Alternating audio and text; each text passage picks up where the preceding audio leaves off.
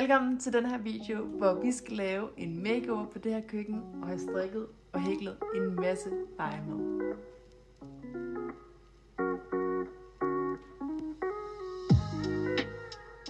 Hvad siger du, skat? Er det god? Wow. Kom, krammer!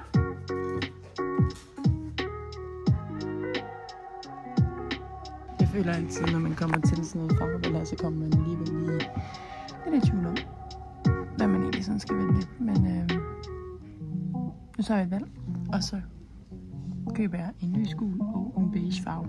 Så ser jeg, hvad det skal.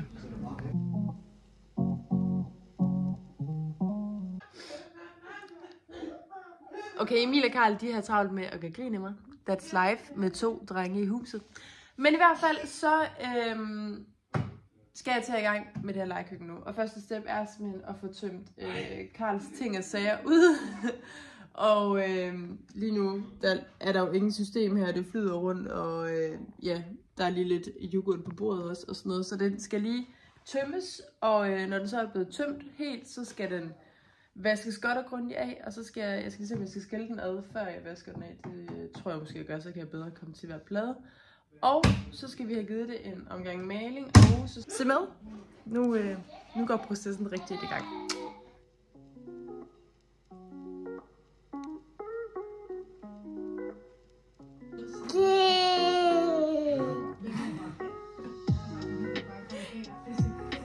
Karl, vi ser, vi skal tømme den her i stedet for.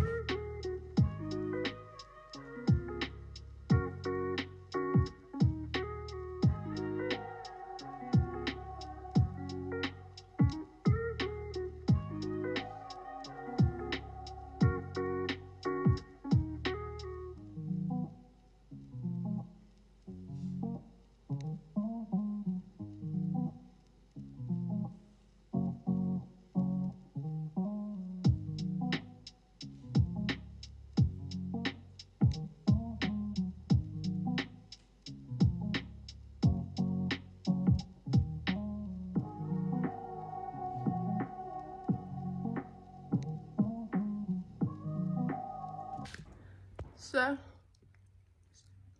står jeg herude foran, han har sagt ude i garagen, og vi skal til at save bordpladen til her. Vi har taget den gamle bordplade med, og så den nye plade hernede, og nu skal vi lige til at tegne over, hvordan det hele ligesom skal være. Og så skal vi save dem ud bagefter. Og så har jeg været i gang med at male lågerne og nogle fronter, og det skal så, altså det her tørre nu, og så skal det her anden lag en anden dag. Men nu skal de her saves over, og så må vi se, hvordan det bliver.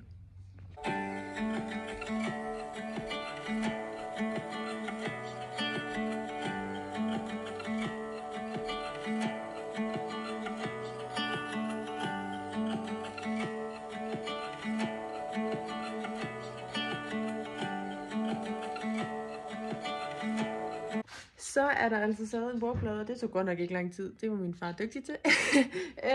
Men i hvert fald så er der savet ud, og prøv lige at se, hvor smuk den er blevet. Jeg har valgt, at komfuret skal være, som den plejer. Og håndvasken herover, og så med selve armaturet her. Og så har jeg valgt, at der skal være længere bordplade ved siden af håndvasken.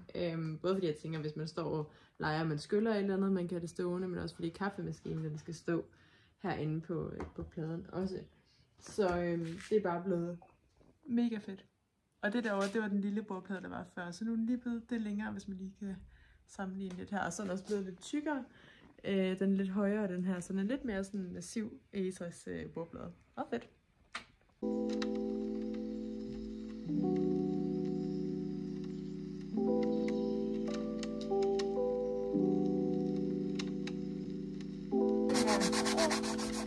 Så kan du plukke hindbærene dernede i. Flot, skat. Ja, du er god til det. Og så er der hende der på busken.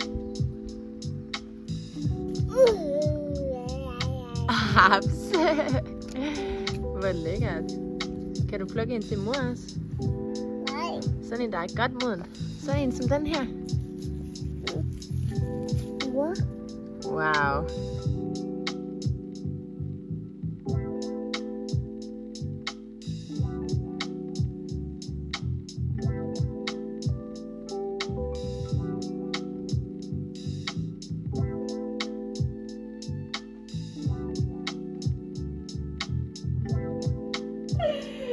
Karl.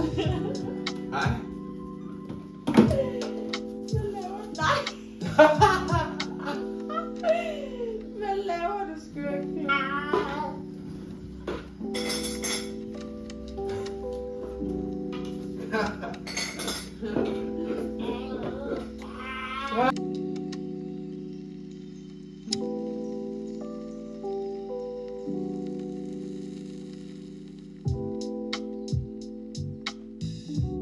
Er vi i gang med at samle køkkenet igen, så godt som muligt, og det er lige med at huske, hvordan den skal samles, fordi vi har jo ikke samlet den før, vi købte den brugt i sin tid.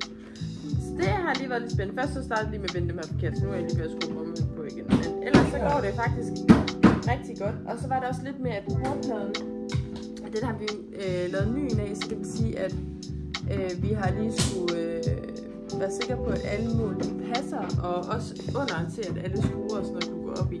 Og det er vist lykkedes ret godt. Bordpladen er i hvert fald kommet på. Så er køkkenet ved at være samlet. Der mangler nogle fronter, og så skal de finde ud af, om jeg skal have pudset enden hernede lidt mere. Og så mangler der lige at komme en vask i, den skal vi gøre ren. Og så mangler der de små detaljer, mangler stadig hækle eller strik noget legemad, der skal der i, og så de selve kasserne, de skal stå i hernede. Og så skal vi have sat hylderne på, eller lågerne hedder det. Hylderne er kommet i, ikke? Hvad så? Skal vi sætte lågerne i, og vi skal lige have sat greb på igen. Men så tror jeg også snart, vi er ved at være der. Er det blevet godt, Karl? Kan du lide det?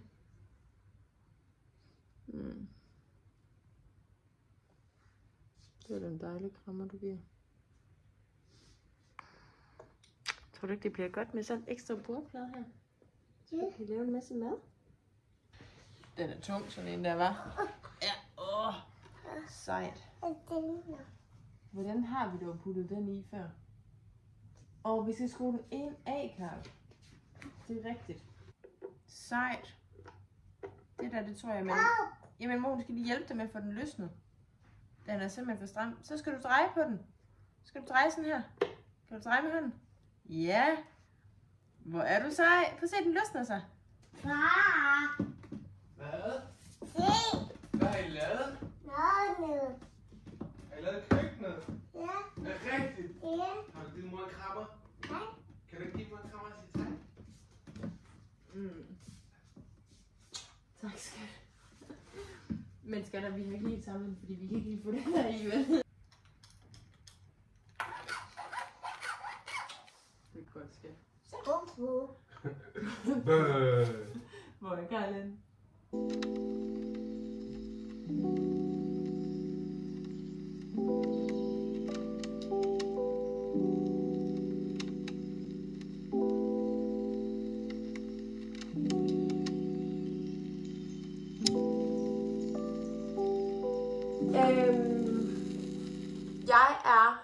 Jeg er sådan alt i alt blevet meget godt tilfreds med, hvordan det er blevet.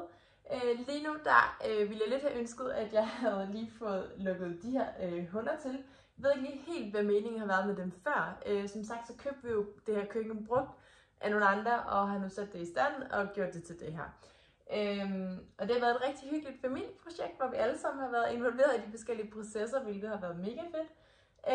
Men jeg vil nok godt lige have spartet dem her og haft dem malet over, men det kan jeg jo altid tilføje igen en lille detalje. Lad os hurtigt gennemgå, hvad der sker med det her køkken. Vi har taget toppladen af på køkkenet. Der var før sådan en overhead ting. Den har vi fjernet helt.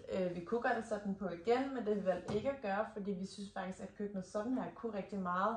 Og det var også begrænset, hvad Karl ligesom brugte det øverste til. Så den fjernede vi. Så malede vi hele denne her understillet her med en dyb maling, og det er altså denne her træ- og metal maling, som er ekstra dækkende. Den har en glans 90, så den er helt blank, og det gør altså også, at den er mulig nu bare at tørre over med en klud, uden at der sker noget, fordi den er så slidstærk, som den er. Så kæmpe fordel i, at vi har malet med sådan en slidstærk maling. Den kan virkelig holde til noget, og jeg frygtede måske, at den var lidt mere glansfuld, end den egentlig er blevet. Jeg er ikke så god til, når det skinner for meget. Jeg kan godt lide det matte udtryk. Så det er faktisk blevet rigtig, rigtig godt. Til køkkenet har vi brugt den farve, der hedder Garden Sculpture. Og ja, jeg har ikke fortrudt farven. Jeg synes, den står rigtig godt sammen med den her Etres Finers bordplade, som vi har købt ude i IKEA. Det er en, jeg tror den hedder Bestå-serien lige umiddelbart. Det er simpelthen en topplade, vi har købt og sadet til, så den passer til køkkenet her. Og det har jeg også set i videoen, hvordan vi har fået det til at passe med at fræse til bagkanten og skåret hullerne ud, så de passede til de forskellige ting, der skulle sættes ned i. Ja, så det var sådan lidt alt det praktiske, der var omkring det. Hvis vi så åbner, vi kan lige rykke tættere på en gang, så vi kigger her ind i det første skab, og nu hiver jeg bare lige denne her ud. Først og fremmest så har jeg haft købt de her små trækasser, som er fra mærket Mama Mio, som generelt laver utrolig meget lege med os og forskellige ting og sager.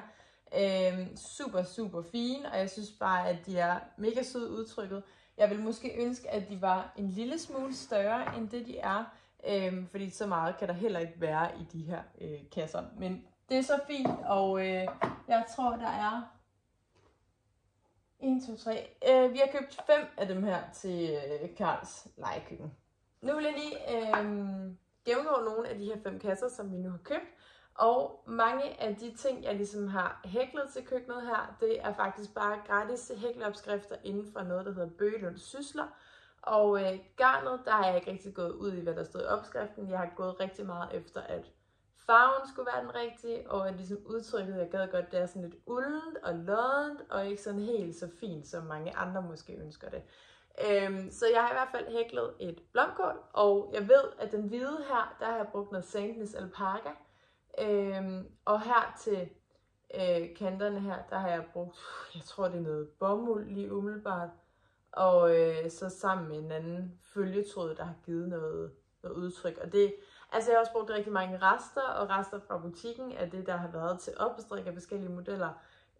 Så det er nogle rigtig gode resteprojekter, jeg egentlig bare har lavet. Men super fint blomkål i hvert fald. Så er der også blevet strikket 2 små rejer til køkkenet, og det er altså fra The Sustainable Knitter, som er på Instagram. Men jeg tror faktisk ikke længere, man kan købe opskriften på de her små rejer her, men I kan jo prøve at skrive til hende, hvis I godt vil strikke en lille reje, så er det i hvert fald sikkert muligt, tænker jeg. Jeg tænker ikke, det er noget problem for hende. Så sådan på 2 små søde rejer er der lavet. Så har jeg været i Søsteren Grene og købt lidt legemad til Karl, og det er altså noget, der kan deles, fordi der sidder noget velcro inde i, og det må jeg bare sige, det er fedt med noget legetøj, der også kan bruges lidt mere, end at det bare er ligesom, altså hæklet fast. Også fordi, at vi har købt sådan en legekniv, han kan lege med, hvor han virkelig øver sig i at skære tingene over, så det er mega fedt at se, at det også virker. Og de kostede altså ingenting, så helt sikkert et besøg værd at tage Søsteren Grene. Og der har jeg også fundet mange andre ting til legekøkkenet. Hvis vi rykker videre hen, så har jeg sådan en lille kurv. Altså normalt så det her legetøj ligger over det hele. Nu har jeg prøvet bare lige at dele lidt op. Og den her kurv, den indeholder altså lidt snacks. Der er nogle rosiner fra Mama Mio. Der er ostehapser i rigelige mængder. Hold da op. Der er finstang og små flødeboller med og uden kokos, lys og mørk. Der er Nutella, og der er is hernede også, og der er også denne her is, den er fra Søsteren Grene. Så igen så en lille snack-kasse med alt muligt lækkert i. Så har vi herover, og jeg ved ikke lige hvordan, men jeg har hæklet 4 æg, og jeg kan kun finde, 3 æg i den her kasse her. Jeg ved ikke lige, hvor de sidste er blevet af. Og de plejer normalt også at være i en lille æggebakke, hvor der er plads til 4 æg, og jeg har lavet dem i forskellige garner. Og den sidste, jeg har lavet, den er sådan lidt meleret i det, og jeg har virkelig prøvet at være overalt ind under sofaen alt muligt, og jeg kan ikke finde det. Så det kan være, at jeg bare lige laver et nyt æg på et tidspunkt. Og så skal man have fundet en ny æggebakke, fordi den tror jeg altså også er blevet smidt ud på en eller anden måde. Men det plejer at være sådan en lille 4-paks æggebakke. Mega cute faktisk. Så har jeg også strikket et lille, nej det har jeg ikke, jeg har hæklet et lille hvidløg, som jeg faktisk også synes, der er blevet mega cute, og med de her detaljer, med det her fjams, han har sagt, de her hår her under, og ja, bare super fint. Så er der en gulerod, der er hæklet, og det er bare ud fra fri fantasi, og jeg kan se, der er lige en, der jeg skal syde lidt bedre på, den er gået op, det var da skørt. Men i hvert fald en, ja, gulerod, ja, og jeg kan se på skærmen her, at farverne ser lidt mere mørke ud, end det reelt set er. Så har jeg også hæklet en pære, og den har jeg brugt Sange Stue, ved jeg, sammen med en, jeg tror det er en Cashmere Lace, den helt mørkegrønne, der giver den her lidt effekt. Jeg elsker, når det ligesom er lidt livligt, og ikke bare en farve, det ligesom er hæklet i. Og så med et lille blad i toppen, og en lille, ja, gren. Så det er ligesom denne kasse. Der er lavet meget, og jeg beklager altså, hvis det er kedeligt at høre på, men ja, jeg synes, det er meget sjovt. Så er der strikket 2 appelsiner. Jeg tror, hvis man googler appelsiner, så kommer det frem lige umiddelbart. Jeg har bare strikket noget halløjsa, og igen i nogle rester og puttet noget fyld i. Og i forhold til fyld, der er sådan noget pudefyld eller sådan noget vatfyld, det kan være sindssygt dyrt at købe på nettet, og det har jeg altså ærligt talt ikke gjort. Jeg tog en smut i IKEA, og så købte jeg en af deres allerbilligste puder. Jeg tror, jeg gav 7 eller 12 kroner for den, og der var altså fyld nok til alt af det her, plus meget mere fyld til lageret. Så det kan man sagtens gøre. Så er der lavet en lille ananas, og den har han dyppet i et eller andet før på klam, Karl. Ja, og her har jeg faktisk brugt resterne fra den gule her. Det er resterne fra min honey clutch, jeg strikkede, som er et garn over fra en gang vi var på ferie over på Bornholm. Jeg købte med hjem. Og så ja, noget grønt garn lige til at lave de her topper her. Og man kan også, hvis man lige hiver lidt i dem og former dem, få dem til at stå lidt mere op, som en ananas nu nogle gange gør. Super sød opskrift også. Det er også fra Bøgelund Sysler. Så er der strikket en lille citron i nogle rester. Der er strikket 2 æbler. Og de er altså heller ikke ens. Man kan se her med den ene, der har jeg sat sådan en lille følgetråd til, der giver lidt spil i den. Og den anden her, den er bare sådan, ja, lidt mere død i det. Det er i hvert fald ikke leget med så meget med farvemelering i det. Så der var lige lidt frugt i denne her kasse. Vi graver videre herinde. Så har vi sådan lidt pålægskassen, hvis man kan sige det sådan. Der er en spegepølse, igen med velcro, som man kan skære over. Skide sjovt at arbejde med. Vi har sådan, nu falder den ud her. Så har vi også en lille pakke af de her små smøroste fra Mama Mio igen. Og så er der, dengang vi købte køkkenet, der fulgte der lidt legemad med, og der var blandt andet også noget af det her pålæg med velcro på, som jo er super, super fint til, at man kan lave nogle små madder med eller et eller andet. Så det har vi altså også gemt. Og så har jeg på vores campingtur nu her i sommer hæklet nogle spegepølser. Og det er altså bare lige ud fra fri fantasi, så der er altså ikke nogen opskrift, men det er jo bare en magisk ring, 6 masker, tage lidt ud, indtil man synes, den har den størrelse, den skal have, og så bare rundt og rundt og rundt. Og jeg har strikket med Lana Cottons, hjertegarns Lana Cotton i sådan en Bordeaux farve, og så har jeg sat sådan en helt, tynd brun følgetråd med, og jeg tror måske det var en rest, jeg havde fra noget, jeg havde købt engang på Fanø strikkefestival eller sådan noget. Ja, og så har jeg efterfølgende lavet det her netagtigt noget. Jeg ved ikke, om det ligner det, men jeg tror, man får det lidt vibe med en spejepølse i hvert fald. Og det har jeg gjort med en rest, jeg havde af noget Trio 2, så sådan noget hørgarn, så det giver også lidt et sjovt udtryk til den. Og så har jeg gjort så, at den også lige kan hænge op, hvis det er, at man nu skulle have sådan en detalje. Og så har jeg også lavet en anden spegepølse, måske mere en sønderjysk spegepølse, jeg ved det ikke. Igen med lidt forskelligt garn, så det giver lidt melering i sådan udtryksmæssigt. Jeg ved altså ikke, om den fokuserer på den. Det er også ligesom, om lyset viser den lidt forkert. Men i hvert fald sådan en. Og så har jeg taget sådan en stribet snor. Jeg føler, det er sådan en rigtig spegepølsesnor, det her. Og sat i.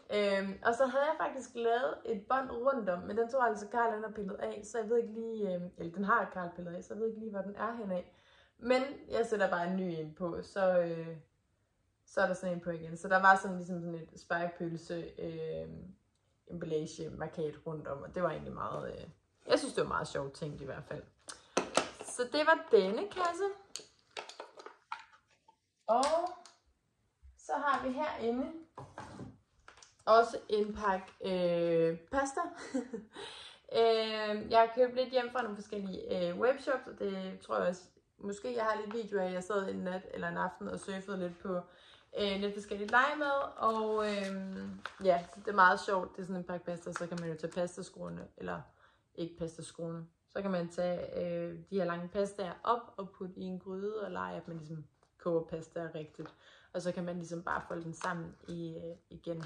Super sød pakke. Jeg havde faktisk tænkt, at jeg selv skulle hækle nogle pastaskruer og noget, men det blev også noget småtteriværk, og det der, det fungerer jo super, super fint. Hvis vi så går videre. Wow! Og der fik I nok den helt rette effekt af, hvad det er, der sker her. Fordi jeg har købt sådan en her magnet ophængsting, som der skal sidde her på væggen. Og lige nu så er den lim, der er der, den er ikke stærk nok, så jeg skal lige have sat noget nyt lim på. Men det, der var tiltænkt med ideen, igen de der små finesser, jeg lige mangler, det var ligesom, at det skulle være ligesom i køleskabet åbner, hvor man så har sin yoghurt og sin mælk hængende her på lågen.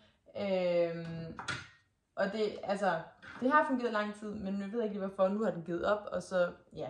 Så nu giver vi den lige en ekstra klat lim, men I skal ligesom forestille jer, at yoghurt og mælk her, og måske en lille kakaomælk, ligesom kan stå sådan her, altså man åbner for skabslågen. Og den er altså købt i IKEA, den her lille dimser, den kostede 15 kroner, så det var meget fint. Og så er det så ligesom noget magnetstrimmel, jeg har, eller sådan en magnetklister, jeg har købt og sat på, men der skal lige klister sådan noget bagpå. Jeg havde egentlig også 2 strimler til en start, så jeg tror måske også, det er derfor, at det driller lidt lige nu. Men i hvert fald så kommer den til at hænge fast herpå. Så var jeg i IKEA, hvor jeg fandt sådan et par små skærebrætte her, og jeg synes jo, de er ikke til at stå for. Så de er jo helt fantastiske lige til sådan et lille legekøkken. Det passer rigtig godt i størrelsen, og nu når man har forlænget bordpladen, så kan man jo hurtigt lige tage et skærebræt op, og så lige stå og skære ja, det man nu skal skære. Så har vi også en bakke herinde, og bakken er fra Susanne Grene. Man kan finde virkelig mange fine ting i Susanne Grene. Og den her lille si, den er også fra Susanne Grene, den kommer farmor med den anden dag. Og så er der en lille kande, den er fra Tupperware. Den er til gengæld lidt dyr, den koster 100 kroner. Men jeg synes simpelthen, den var for sød, og min svigermor har haft den derhjemme. Hun er var dagplejemor, og børnene elskede den, og så tænkte jeg, at jeg skal Karl da også til hans legekøkken. Så det fik han altså. Så er der 2 små glas, og det er sådan nogle plastikglas. Den har jeg bare købt i Netto. Det er sådan nogle spotvarer, de har haft derude. Og så har jeg købt de her små korkplader. Det er jo en normalt til, altså, som skåner til, når man har glas til bordet. Men at de passer til Karls gryder i forhold til at være bordskåner, så man ligesom kan lege, at man lægger den, og så kan man stille hans gryderpander ovenpå. På det, også fordi, at vi har også bordskåner i kork, så de ligner jo rigtig meget dem, vi bruger til dagligt, som han er vant til at se.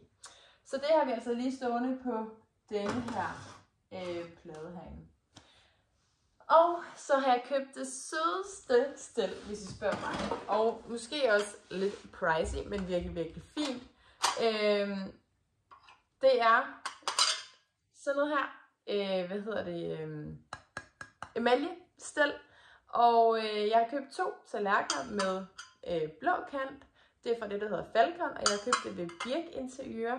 Og så er der også 2 tallerkener i rød. Jeg kunne faktisk ikke helt vælge, om stedet ligesom skulle være rød eller blå. Og så tænkte jeg, ved I hvad, vi mixer det bare i tallerkenerne. Det gør absolut ingenting. Så vi tog 2 af hver af de her tallerkener, og det er jo, altså oprindeligt er det jo rigtige tallerkener, som man kan bruge i køkkener, man kan få dem i alle størrelser, og altså, det er jo et stel. Men jeg synes bare, at den her størrelse passer helt perfekt til et legekøkken, og man kan faktisk også få dem i et tak mindre. Måske de havde passet endnu bedre, men jeg tænker også, hvis der ligesom skal ligge en reel lille kage eller sådan noget, så skulle den jo helst ikke være mindre. Der skal også være plads til andet tilbehør og ting. Så det har jeg købt inde ved Birk Interiør, og da jeg sagde derinde, at jeg skulle bruge det til legekøkken, der ville jeg sådan, det var da en god idé, fordi jeg havde tænkt på det. Men ja, det ved jeg ikke. Det er i hvert fald rigtig super fint, synes jeg. Og herinde bagved, der gemmer der sig nogle skåle. Og de er også fra Netto i deres spotvarer, Tingling. Igen sådan noget 5 eller 10 kroner og sådan noget. Og så har man nogle skåle, han kan stå og røre alt muligt rundt i. Ja. Og til stillet, der fulgte der også de her små kaffekopper, som jo bare er for bedårende. Og i og med, at jeg vidste, at Karl han fik en kaffemaskine i gave, så tænkte jeg, så skal han da også have de her helt vildt søde kaffekrus til. Og det har han så fået. Han har fået 4 styks. Så han har altså et stel til 4, som han kan dække op til. Og vi elsker at blive inviteret på morgenkaffe i Karls køkken. Det kan virkelig noget. Total next level. Så det er egentlig sådan primært det, der er i hans køkken. Og man kan sige, at det her det kan jo heller ikke gå i stykker, så altså, det kan jo virkelig også holde til at blive leget godt med. Hvis vi så rykker op til bordpladen heroppe, hvor vi har stående her, og der har vi jo det helt vilde herovre, hvor vi har kaffemaskinen. Altså, den her kaffemaskine, den er jo next level. Vi går meget op i kaffe herhjemme, og vi har en, eller meget, altså jo, men vi har en kaffemaskine fra Sage af, som vi er utrolig glade for. Og den her, det var den, vi lige umiddelbart kunne finde, der mindede mest om den kaffemaskine, som Karl han er vant til at hjælpe med at lave kaffe på. Og den har egentlig nogle ret fine funktioner. Det her, det er lige mælk. Der følger 2 af sådan nogle glas her med. Og de her kaffeindsatser, de passer ligesom ned i selve kruset. Jeg kan ikke lige finde det andet. Igen, Karl han leger jo med det hele tiden, og det er jo bare super dejligt. Men nu viser jeg lige, hvordan man laver en kop kaffe på den her maskine her, fordi den er jo helt fantastisk. Altså intet mindre. Man tager selve kaffekapslen her, og tager låget af, putter den selvfølgelig ned til bønnerne, sætter låget på, og så sætter man jo selve håndtaget her, sætter man lige ind i her, og så kværner man simpelthen bønnerne. Og så siger den altså lyden af, hvordan man kværner bønner, og i håndtaget her kom altså kaffen ud, som vi lige har puttet ned i. Så gør man det, at den skal selvfølgelig stampes, denne her kop kaffe her efterfølgende. Så man sætter koppen ind på sin plads der, og så sætter man denne her ind ovenover, og så giver man den et skub. Nu skal jeg lige holde ved den. Så giver man simpelthen bare lige et skub ind. Og ud kom kaffen i glasset her, som jo er mega fin, altså helt vildt, og den tager ligesom også lyden, som når kaffen den ligesom render igennem. Så leger vi, at der lige skal stige mælk herover, så mælken ned i, eller vi hælder jo selvfølgelig mælken fra denne her over i, og så er der mælk i kanden her. Så skal det ligesom også stimes en gang. Så skal man jo så selvfølgelig have hældt kaffen, eller mælken over i kaffen, og her har man altså en færdig kop kaffe med mælk. Jeg synes, det er mega sødt og virkelig, virkelig fint. Altså, det er så godt tænkt med den her kaffemaskine. Og Karl, jeg skal være ærlig, Karl han har haft den med i seng de sidste par dage, altså lige siden han fik den i fødselsdagsgave.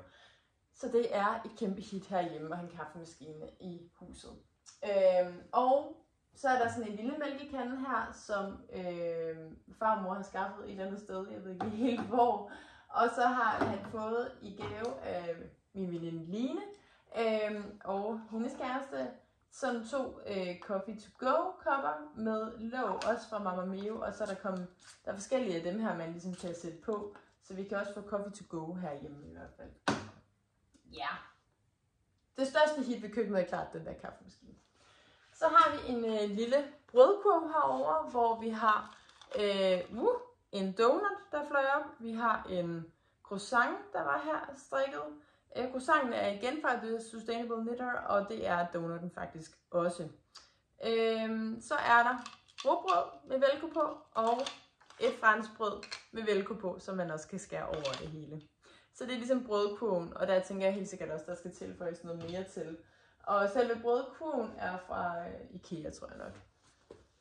Hernede i håndvasken har vi selvfølgelig en lille opvaskebørste. Vi mangler lige en lille opvaskesæt, men indtil videre er den opvaskebørste. Det er også super fint. Herover der har jeg bare lige taget indtil videre en plastikbøtte og samlet Karls grydeskeer og køkkens redskaber i. Karl han har jo en ting med grydeskeer, og det har han faktisk haft lige siden, at det næsten kunne lade sig gøre. Og her har han altså lidt forskelligt. Han har som sagt grydeskeer, han har en lille si fra Søsteren Grene, en kagerulle fra Søsteren Grene, og den her kniv, som jeg snakkede om, som han bruger til at lege at skære ud med, den er fra Skovalfen, og det er der også, altså pasta og sådan noget, det er også derfra. Og de her grydeskeer, salatskeer, de er også fra Skovalfen. Super fint sted, man kan købe online. Så har han fra Goggi hans pande og 2 gryder, der står over på hans komfur herovre. Super fine, jeg elsker detaljen med, at det er lavet af træ. Og så er der lige en lille spejlæg her i, der er ved at blive lavet. Og det er egentlig det, der er af indhold lige nu i hans legekøkken, og jeg tænker helt sikkert, at der med tiden kommer mere til. Og vi skal herhen for enden have sat 2 små knager op, hvor at der blandt andet er plads til, at de her små hæklede grydelapper kan hænge. Det er skønneste Lisbeth, som er næsten fast inventar nede i butikken. Hun har simpelthen hæklet dem her til Karl, og hun har også hæklet et par til mig, og jeg smelter seriøst over, at folk kan være så søde. De er hæklet i bomuld og i det her vaffelmønster, så de er faktisk dejligt tykke og helt geniale. Altså jeg er virkelig glad for mine af dem, hun har lavet til os i hvert fald. I samme farve, så det matcher. Og så har Karls oldemor også været i gang med at hækle nogle håndklæder, som der også skal hænge derhen for enden. Og jeg har også et lille viskestykke, som skal op og hænge. Men det er sådan set også det, der er i det her køkken her. Og jeg tænker, at Karl han er blevet rigtig glad for det. Det bliver i hvert fald jævnligt brugt. Og det er også bare hyggeligt at lave mad sammen. Og altså det er altid en god leg, man kan starte sådan en legekøkken her. Så nu har Karl i hvert fald fået lidt at gøre med her, og jeg er blevet fuldt tilfreds, og det håber jeg virkelig også, Karl er. Det er jo trods alt ham, der skal lege mest med det. Men det kan noget, og jeg synes også samtidig, at det er blevet visuelt pænt at kigge på. Ikke at det ikke var det før, men der sker lige lidt mere end den træfarvede, som den var før. Og så alligevel så er den ikke fyldt med farver og ting og sager, men jeg synes den kan noget alligevel. Så det var simpelthen det færdige resultat. Og jeg håber inderligt, at I har syntes, at det har været sjovt at være med i processen her. Det har været over et langt stykke tid. Det har været over flere måneder hen over sommeren, og jeg ved da også, at de fleste af klippene, det er der med minimalt tøj på, fordi det lige pludselig en dag blev nærmest 30 grader. Og det var lige den dag, vi alle sammen skulle til at samle det hele og gøre ved. Men jeg håber, at I kunne tænke jer at se lidt mere af sådan nogle små DIYs her i fremtiden. Og I må selvfølgelig altid gerne give det et thumbs up hernede, eller en kommentar. Jeg kunne også vildt godt tænke mig at høre, hvad I har gjort ved jeres legekøkkener derhjemme. Eller måske tilføjet af noget strik, eller hæklet mad, eller et eller andet. Så giv endelig en kommentar hernede, det vil jeg elske at læse igennem. Og så husk endelig at følge med herinde. Der var ikke længe inden, der forhåbentlig kommer et afsnit mere fra mig. Og ellers så rigtig god dag til jer. Hej hej!